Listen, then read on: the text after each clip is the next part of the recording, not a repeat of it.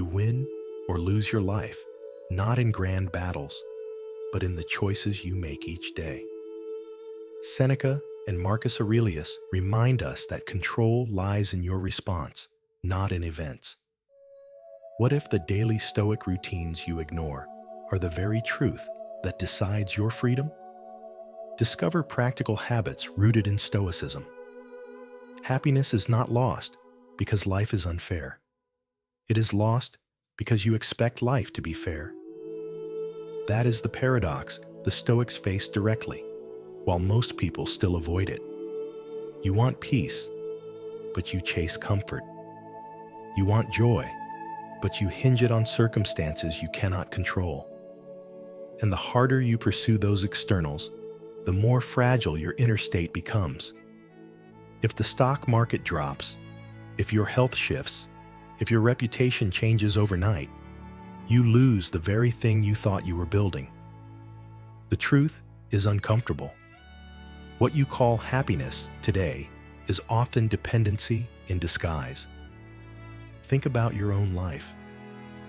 How many times have you told yourself, "I'll feel better once this happens, once I get the promotion, once I buy the house, once this person finally understands me"?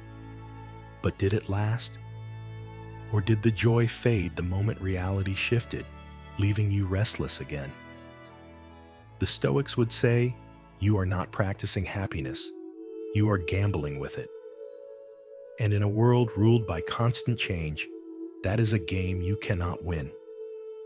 Epictetus once said, "There is only one way to happiness. Cease worrying about things beyond your power." That is not a comforting slogan. It is a hard, intellectual demand. It means you must stop building your peace on things you do not control.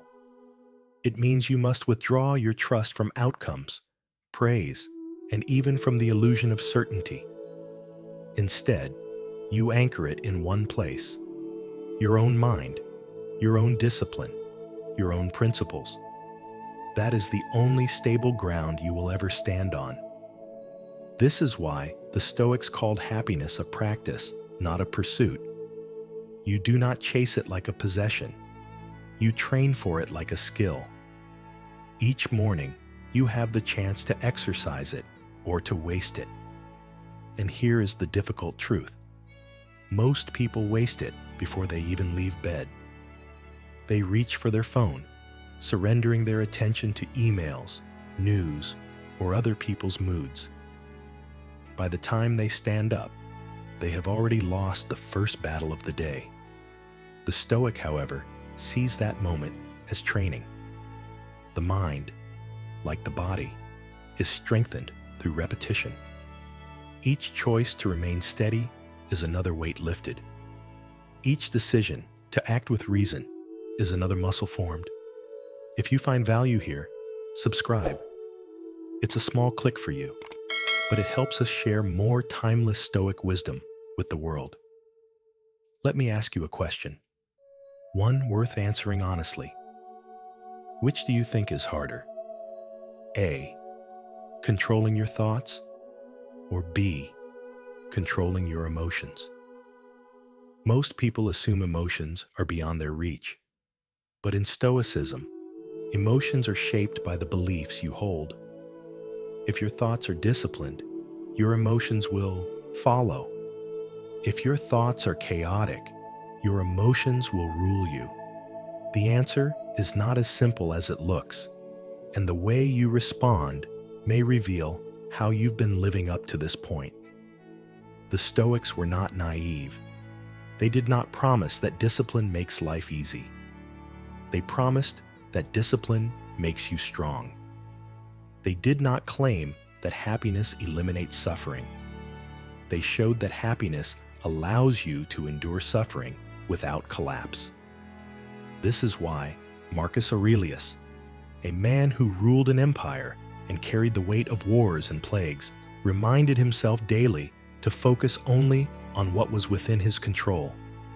It was not theory, it was survival. And yet, there's a principle Marcus Aurelius lived by that most people ignore until it's too late.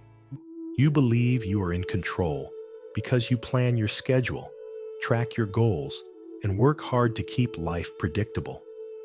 But if you are honest, how much of your peace depends on events you cannot command? The market drops, your boss changes priorities, a stranger criticizes you, and suddenly, the control you thought you had vanishes. The paradox is simple. The harder you try to control the world, the more it controls you. This is where Stoicism cuts against common instinct. You cannot stop people from acting unfairly. You cannot prevent illness.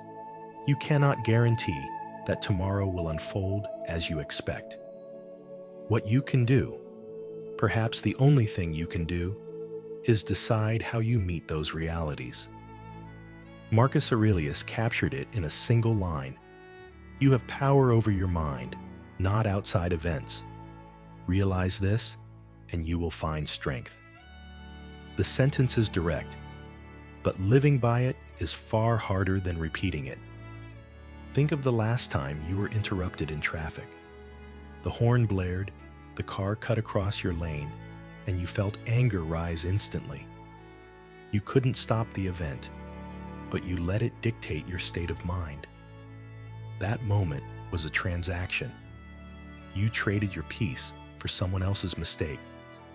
And most people make that trade dozens of times every day.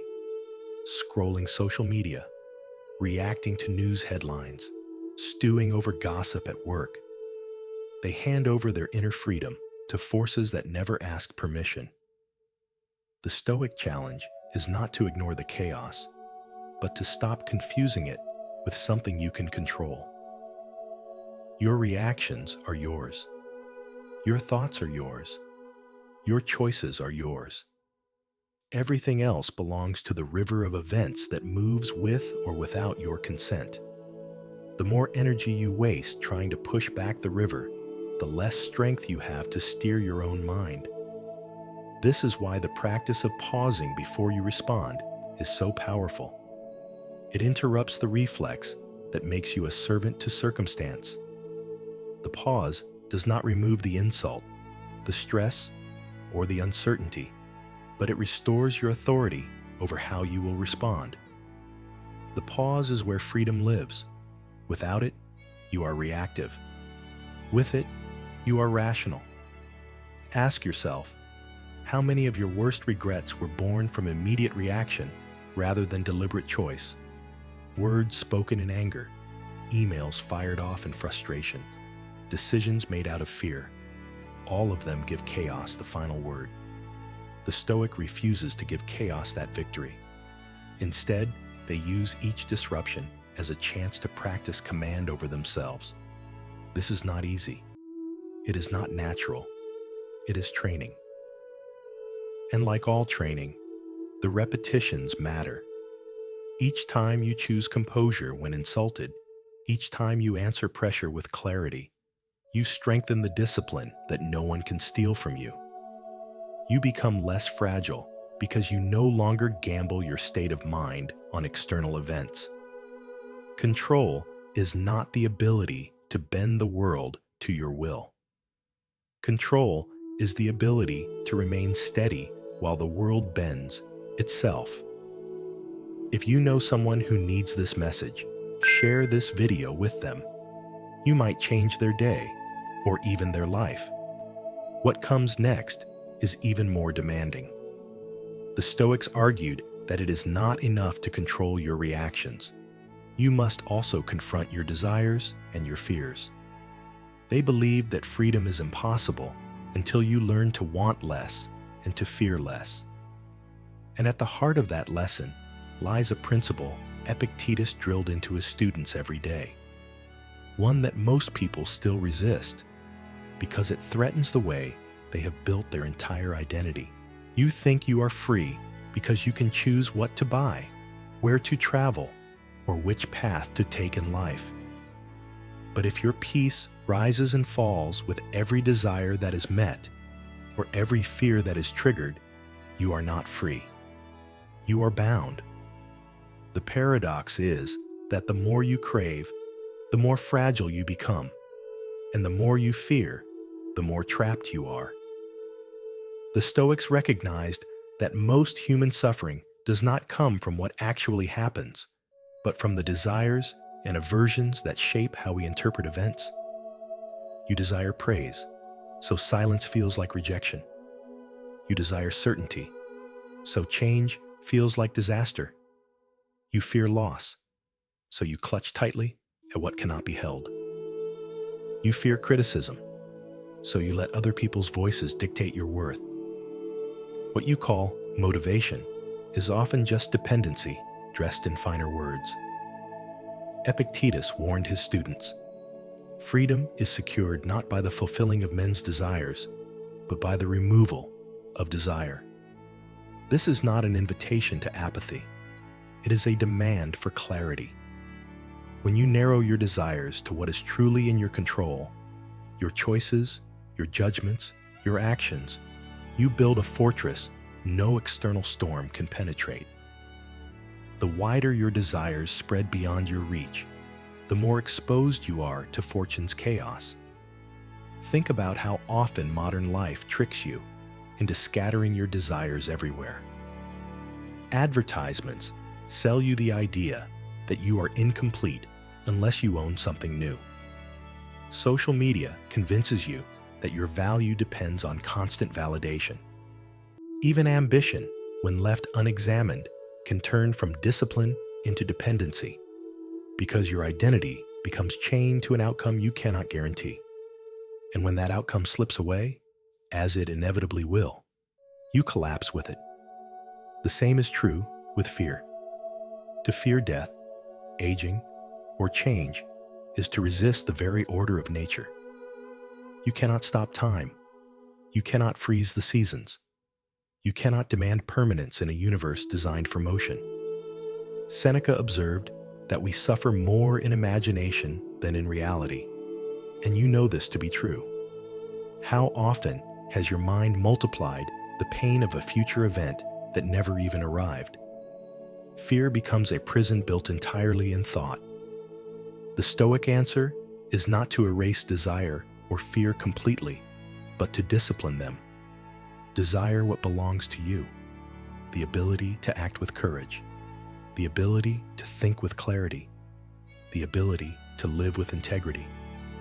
Fear only what truly deserves fear: the loss of your reason, the corruption of your character, the betrayal of your principles. These are within your power, and when they guide your emotions, you gain strength instead of instability.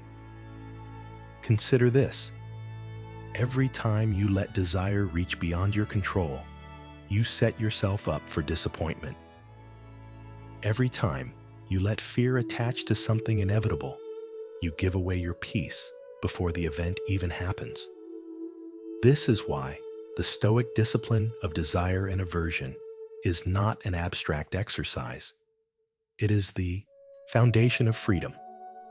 Without it, you are at the mercy of events. With it, you remain steady even when the world trembles. If this lesson resonates with you, like this video and subscribe for more timeless Stoic wisdom. Next, we'll uncover the mindset Marcus Aurelius used to remain unshaken, even in the face of death. His approach reveals why thoughts themselves are the most powerful tools you have, and why mastering them is the decisive step between inner chaos and lasting peace. Success can mislead you as much as failure. When you win, you may believe you are on the right path. But if your actions were guided by chance rather than principle, the victory is hollow. When you lose, you may call yourself a failure, even though you acted with courage and integrity. The paradox is that outcomes deceive, while principles reveal. The Stoics argued that a life measured only by results is a fragile one. Results depend on countless factors outside your control: timing, luck, the decisions of others. Principles, however, are always available. You cannot dictate whether the world applauds you, but you can choose whether you act justly, wisely, and with self-discipline. Marcus Aurelius reminded himself, "If it is not right, do not do it. If it is not true, do not say it." The measure is simple, but the courage to apply it is rare. Think about procrastination. You delay speaking up because you fear rejection.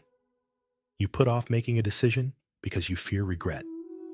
You avoid starting a project because you fear failure. In each case, your standard is not principle, but outcome. You measure worth by how others will respond or how events will unfold, and so you remain paralyzed. The cost of inaction is invisible at first, but it compounds daily. Hours slip into days, days into years, and the opportunities you once delayed no longer exist. Consider the person who hesitates to have a difficult conversation. They wait for the right moment, hoping the problem will resolve itself. But the right moment never arrives, and silence becomes complicity. Or the professional who avoids risk because they cannot guarantee success. They end up in the same place, year after year, living by fear rather than principle. By trying to avoid loss, they lose the one thing they cannot recover: time. Living by principle cuts through this fog. When you ask not, "What will happen if I do this?" but, "Is this the right thing to do?" you free yourself from hesitation. The standard is clarity, not outcome. You act when action is required, not when circumstances are perfect. The Stoics believe that each day is a test of character. The outcome of the test is irrelevant. The effort to live by principle is the true score. If you keep delaying, opportunities will not just pass by. They will never return. You cannot reclaim a decision you avoided making. You cannot retrieve a word you refused to speak. You cannot relive a day you wasted waiting for certainty. Each moment demands your response, and each response reveals who you are becoming. The Stoic challenge for you is this: stop measuring your life by applause, profit, or ease. Begin measuring it by whether you acted with integrity, whether your words reflected truth, and whether your choices reflected discipline. Only then does success become real and failure become useful. Next, we will explore the mindset Marcus Aurelius used to keep himself steady, even when the world seemed unsteady. His reflections show how the thoughts you repeat each day become the foundation of your inner life, and why mastering those thoughts is the decisive step toward unshakable peace. Presence is not simply being in the moment. Presence is discipline. Most people think they are present because their bodies occupy a space, but their minds are scattered between yesterday's regrets and tomorrow's uncertainties. The Stoics understood that the only place you can act, the only place you can live with integrity, is now. To lose the present is not just to lose time, it is to lose yourself. When you reflect honestly, you will see how often distraction steals your days. You sit at your desk to work, but instead of writing the report, you check messages. You spend dinner with family, but your thoughts drift to unfinished tasks. You take a walk outside, but you are replaying conversations in your head. The body is present, but the mind is absent. And each time this happens, you weaken the connection between your actions and your principles. Marcus Aurelius reminded himself, "Do not waste the remainder of your life in speculating about your neighbors. Be intent on what nature demands of you now." His advice is as practical today as it was 2,000 years ago.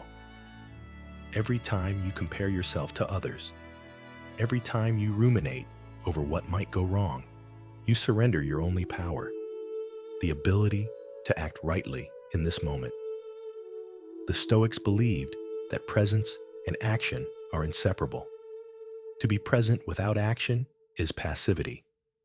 To act without presence is confusion. The union of the two is where virtue lives.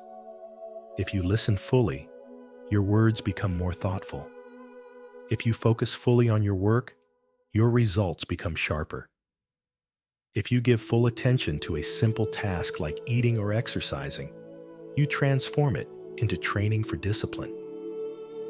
The act itself does not need to be grand. What matters is the quality of attention you bring to it. The challenge is that modern life conditions you to divide your attention. Multitasking is praised, constant connectivity is expected, and endless information lures you away from focus. Yet the evidence is clear. Scattered attention produces scattered results. The Stoics offer a different standard. Do one thing with full presence. Let your attention be steady, not fractured. In this, you reclaim your dignity because you are no longer living by reaction, but by reason. Action completes the cycle. Seneca reminded his students that philosophy is worthless if it is not lived. You can reflect endlessly, but if you do not translate reflection into deeds, the reflection becomes self-indulgence. A principle without practice is like a blade never drawn. It remains potential, but it never cuts through the confusion of life. The Stoic way is to ask in each moment, what is the right action, here and now? And then to take that action without waiting for ideal conditions. Presence ensures that your actions are deliberate. Action ensures that your presence is meaningful. Together, they form the rhythm of a disciplined life. You cannot control the length of your days, but you can control the weight of each one by living it fully and acting with integrity. In just one sentence, share the Stoic principle you live by. In this journey through Stoic routines, we have seen that the true measure of your life is not in what happens to you, but in how you choose to respond. And the central takeaway is simple yet difficult. Discipline in thought and presence in action create the foundation for peace and lasting joy. The lesson worth carrying forward is that Stoicism is not an abstract philosophy, but a set of daily practices that anyone can apply. Whether by guarding the first hour of your morning, by acting from principle rather than outcome, or by choosing presence over distraction. Because each choice, however small, shapes the strength of your character and the quality of your days. To live as a Stoic is not to suppress emotion or deny ambition, but to align your desires and fears with reason so that you can act deliberately without being ruled by impulse or external noise. The practical step is to pause in each moment and ask, what is within my control right now? And then let that question guide your action. A fresh perspective worth reflecting on is this. Perhaps freedom is not found in adding more options or chasing more goals, but in reducing your dependence on outcomes altogether. Could it be that the less you need from the world, the more power you actually hold over your own life? In the spirit of that thought, what is one area of your life where you could practice wanting less, yet live more fully? Subscribe to discover timeless Stoic principles each week and learn how to apply them in real,